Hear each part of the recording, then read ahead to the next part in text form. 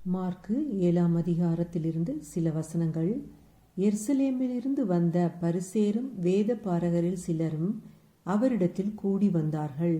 அப்பொழுது அவருடைய சீஷரில் சிலர் கழுவாத அசுத்த கைகளாலே போஜனம் பண்ணுகிறதை அவர்கள் கண்டு குற்றம் பிடித்தார்கள்.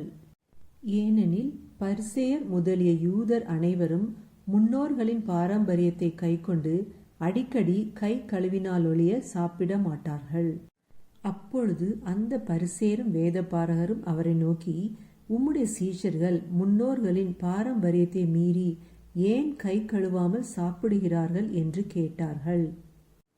அவர்களுக்கு அவர் பிரதியுத்தரமாக, இந்த ஜனங்கள் தங்கள் உதடுகளினால் என்னை கனம் பண்ணுகிறார்கள், அவர்கள் இருதயமோ எனக்கு தூரமாய் விலகி இருக்கிறது என்றும், மனுஷருடைய கற்பனைகளை உபதேசங்களாக போதித்து வீணா எனக்கு ஆராதனை செய்கிறார்கள் என்றும் எழுதியிருக்கிற பிரகாரம் மாயக்காரராகிய உங்களை குறித்து ஏசாயா நன்றாய் தீர்க்க தரிசனம் சொல்லியிருக்கிறான். மனுஷனுக்கு புறம்பே இருந்து அவனுக்குள்ளே போகிறதொன்றும் அவனை தீட்டுப்படுத்த மாட்டாது. அவன் உள்ளத்திலிருந்து புறப்படுகிறவைகளே அவனை தீட்டுப்படுத்தும்.